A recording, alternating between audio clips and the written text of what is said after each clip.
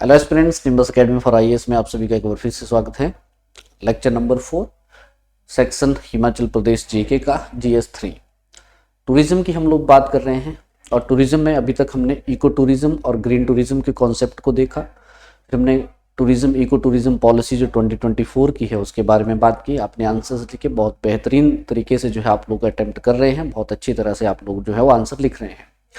आज एक और छोटा सा इंपॉर्टेंट टॉपिक देख लेते हैं, because tourism obviously is a very important industry for the Himachal Pradesh की अगर हम बात करेंगे, और उसका इम्पैक्ट जो है एनवायरनमेंट के ऊपर दोनों ही तरह से हो सकता है, पॉजिटिव और नेगेटिव।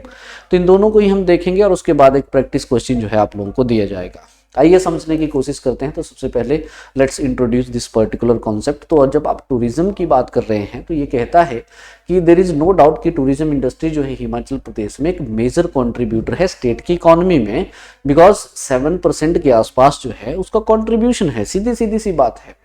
लेकिन यहाँ पे आपको थोड़ा सा अलर्ट करने की बात कर रहा है कि स्टेट की जो फ्रेजाइल हिमालयन इकोलॉजी है, रिच बायोडाइवर्सिटी है, सेंसिटिव माउंटेन इकोसिस्टम है, और ये सारी चीजें इसको क्या कर देती हैं, हाईली वल्नरेबल बना देती हैं टूरिज्म के लिए। तो जब टूरिज्म बढ़ता है, मास टूरिज्म बढ़ता है, तो इन सभी यू कैन से ये जो हमारा पूरा का पूरा एक स्टेट का ये यू कैन से स्ट्रक्चर है, उस स्ट्रक्चर के ऊपर जो है कहीं ना कहीं एक इम्पैक्ट जो है, यानी कि एनवायरमेंटल स्ट्रेस जो है वो यहाँ पे इंड्यूस्ड किया जाता है। तो ये इंट्रोडक्शन के तौर पे आप लोग यहाँ पे बात कर सकते हैं। अब इसके जो इम्पैक्ट रहेंगे इस पूरे के पूरे सिस्टम में, दोनों ही पॉजिटिव और नेगेटिव रहेंगे। सबसे पहले मैं पॉजिटिव की बात कर लेता हूँ कि क्या हो सकता है, पॉजिटिव इम्पैक्ट क्या रह सकते हैं। देखो स्टूडेंट्स, जब टूरिज्म की बात करते हैं तो उसके एनवायरमेंट के ऊपर कैसे पॉजिटिव वे में उसको देखा जा सकता है। तो ऑब्वियसली आप सबसे पहले बात कर सकते हैं बायोडाइवर्सिटी कंजर्वेशन की। इसमें तो कोई चेंज होने वाला नहीं है, हम पहले से भी चीजें देख रहे हैं। जब एनवायरमेंटल सस्टेनेबिलिटी की हम बात करते हैं तो उसमें भी एनवायरमेंटल कंजर्वेशन की बात हुई थी, यहाँ भी बात हो सकती है, बिकॉज टूरिज्म से हम एनवायरमेंट को कंजर्व भी कर सकते हैं by introducing the some eco tourism, green tourism, इस तरह के कॉन्सेप्ट जब हम यहाँ पे इंट्रोड्यूस करेंगे तो ये हो सकता है। दूसरा अगर आप देखेंगे तो कहीं ना कहीं आप ये कह सकते हैं कि इको फ्रेंडली इंफ्रास्ट्रक्चर हमारे पास बिल्डअप हो सकता है। बिल्कुल, जब ग्रीन टूरिज्म, इको टूरिज्म जैसे कॉन्सेप्ट हमारे पास आते हैं तो ग्रीन टूरिज्म में जनरली आप देखे होंगे कि जैसे सोलर पावर्ड जो है हमारे पास कैंप होंगे, इको हट्स आप देख सकते हैं, ईवीज जो होते हैं यानी कि इलेक्ट्रिक व्हीकल्स जो हैं उनको प्रमोट किया जा रहा है। तो वो क्या होगा, तो एक इको फ्रेंडली इंफ्रास्ट्रक्चर भी जो है इस टूरिज्म की वजह से बिल्डअप जो है वो किया जा सकता है। और जनरली जो वहां से इनकम आती है तो इसलिए कंजर्वेशन फंडिंग जो है वो भी हो सकती है। तो इको टूरिज्म, ग्रीन टूरिज्म, जब लोग यहाँ पे आएंगे तो उसके बाद जो यहाँ पे फंडिंग जनरेशन होगा, वो फंड जो है हम लोग जनरली यूज कर सकते हैं हमारे फॉरेस्ट कंजर्वेशन और अफॉरेस्टेशन जैसी एक्टिविटीज के लिए। तो एक पॉजिटिव इंपैक्ट इसका ये भी हो सकता है। उसके अलावा अगर आप देखें तो यस, एनवायरमेंटल अवेयरनेस जो है ये भी टूरिज्म से होती है, बिकॉज जब आप कॉन्सेप्ट की बात करते हैं इको टूरिज्म, ग्रीन टूरिज्म, तो इको टूरिज्म में जनरली कुछ टूरिस्ट देखो ऐसे भी होते हैं जो नेचर को स्टडी करने के लिए आते हैं, और जब वो नेचर को स्टडी करने के लिए आएंगे तो उनके वहां पे अगर कोई बेस्ट प्रैक्टिसेस हैं कंजर्वेशन के लिए, प्रोटेक्शन के लिए, तो उनसे भी आइडियाज जो है वो लिए जा सकते हैं। बहुत से एक्सपर्ट्स आते हैं, वो एक्सपर्ट्स बता सकते हैं कि कैसे ग्रेट हिमालय नेशनल पार्क में जो कंजर्वेशन है उसको और जो है सुदृढ़ किया जा सकता है, स्ट्रॉन्ग किया जा सकता है, किस तरह के मेथोडोलॉजीज को जो है अडॉप्ट किया जा सकता है। तो इसका मतलब क्या है, इसका मतलब है कि टूरिज्म से एनवायरमेंटल अवेयरनेस भी होती है। तो ये भी यहाँ पे पॉजिटिव इम्पैक्ट जो है इसका हमें देखने को मिलता है। देन उसके साथ साथ एक बैलेंस टूरिज्म जो है प्रमोशंस उसको भी किया जाता है। ऑब्वियसली इतनी बड़ी इंडस्ट्री है तो हम कुछ ऐसी स्कीम्स लॉन्च करते हैं, कुछ ऐसे इनिशिएटिव्स लेते हैं जिन इनिशिएटिव्स के थ्रू हम लोग एक बैलेंस टूरिज्म प्रमोशन की बात करते हैं, चाहे फिर दैट्स यू कैंपेन हो, नई राहें नई मंजिल जैसी स्कीम्स हो, कई तरह के जो चाहे आप you can say green diplomacy की बात कर लीजिए, वो सारे इनिशिएटिव्स क्या रहते हैं, हमारे एक बैलेंस टूरिज्म प्रमोशन के लिए जो है वो कारगर होते हैं या फिर इंपॉर्टेंट हो जाते हैं, राइट। तो पॉजिटिवली टूरिज्म का एक इम्पैक्ट पड़ता है हमारे एनवायरनमेंट के ऊपर, लेकिन उससे ज्यादा जो है वो नेगेटिव इम्पैक्ट हमें देखने को मिलता है। तो अगर आप नेगेटिव इंपैक्ट में देखें तो बहुत सारी चीजें हो सकती हैं। देखो सिंपली आपको मैं बता देता हूं कि मास टूरिज्म जो होता है उसकी वजह से हमारे पास रैपिड अर्बनाइजेशन होगी, रैपिड इंफ्रास्ट्रक्चर बिल्डअप होगा, जिसकी वजह से उस लोकल एरियाज में क्या होता है, एक तरह से प्रेशर बिल्डअप हो जाता है और वहाँ के जो नेचुरल रिसोर्सेज हैं उनका डिग्रेडेशन जो है वो मस्ट हो जाता है या फिर हो ही जाता है। तो इसलिए डिफोरेस्टेशन हो गया, हैबिटेट लॉस हो गया, ये एक बड़ा दिक्कत होता है। बिकॉज हम क्या करेंगे, बहुत सारा इंफ्रास्ट्रक्चर बिल्डअप करेंगे, चाहे होटल्स की बात करिए, रोड्स की बात करिए, पार्किंग एरियाज की बात करिए, वो सारी चीजें होती हैं।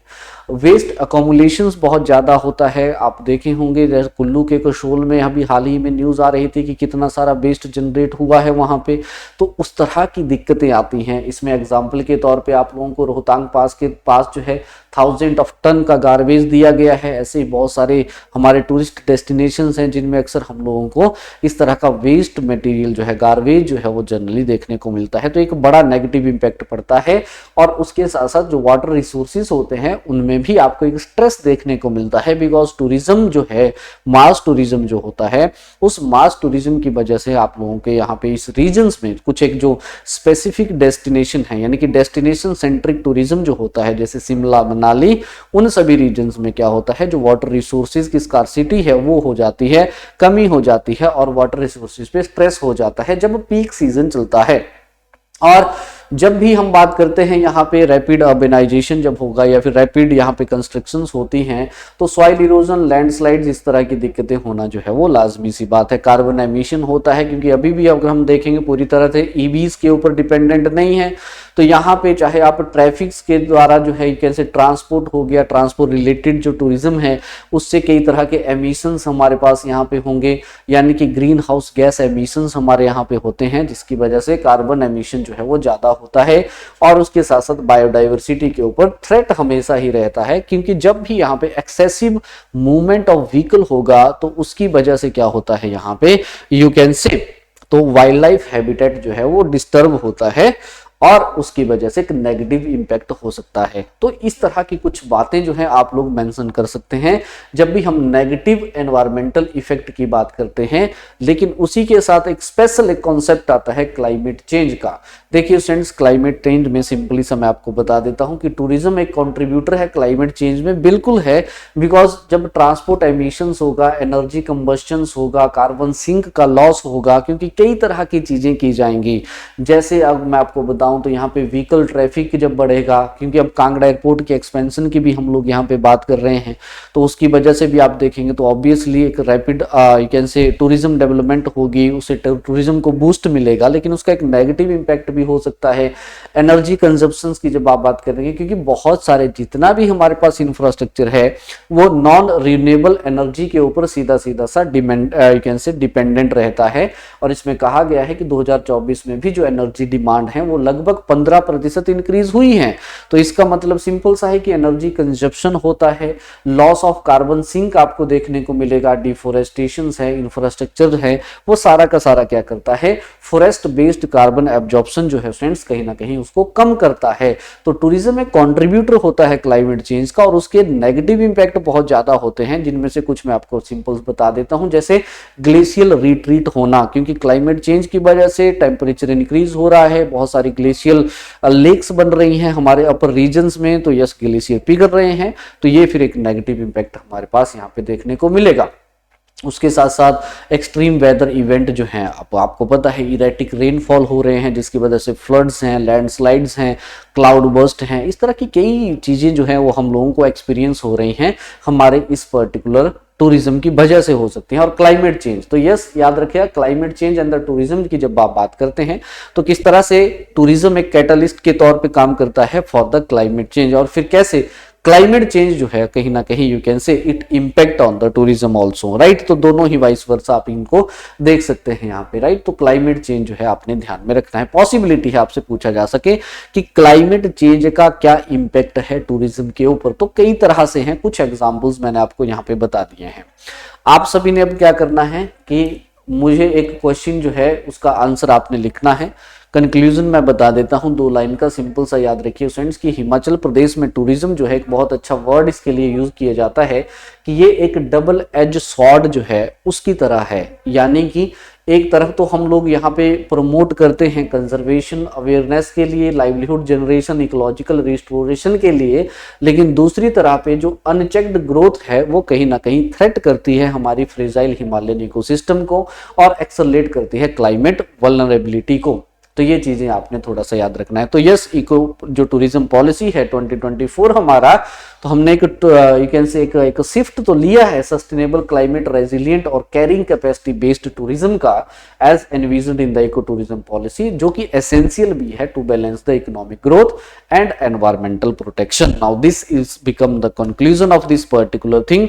तो environmental impact of the tourism ये आपने थोड़ा सा ध्यान में रखना है, और उसके साथ साथ आपने ये भी ध्यान में रखना है कि कैसे क्लाइमेट चेंज जो है वो यहाँ पे यू कैन से उसका क्या रोल है। फ्रेंड्स, प्रैक्टिस के लिए सिंपल सा क्वेश्चन मैं दे रहा हूं, 8 मार्क्स का क्वेश्चन है, 150 वर्ड्स जो है इसमें आप लोगों ने लिखना है कि टूरिज्म जो है is both a boon and a threat to the environment in the Himachal Pradesh, explain with example. Simple सा क्वेश्चन है, तो इस क्वेश्चन को आप सभी ने क्या करना है, सॉल्व करना है, और उसके बाद टेलीग्राम के ऊपर जो है मुझे आपने भेजना है। इवेल्युएशंस के बाद जो है आपके लिए जो भी रिमार्क्स रहते हैं वो रिमार्क्स आपको जो है बताए जाएंगे, राइट। तो आज का ये छोटा सा कॉन्सेप्ट था, इम्पैक्टफुल है, इंपॉर्टेंट है, और समय के साथ साथ आपने इसको एनरिच करते रहना है। कुछ एक एग्जाम्पल जो रिसेंट होते रहेंगे उन एग्जाम्पल्स को जो है आप लोगों ने मेंशन करते रहना है अपने नोट्स में, राइट। तो आज के लेक्चर में फिर इतना ही, तो सभी आंसर जो है आपने भेजिएगा। थैंक यू सो मच, मिलते हैं फिर नेक्स्ट क्लास में। Till then take care, have a great day, thanks again.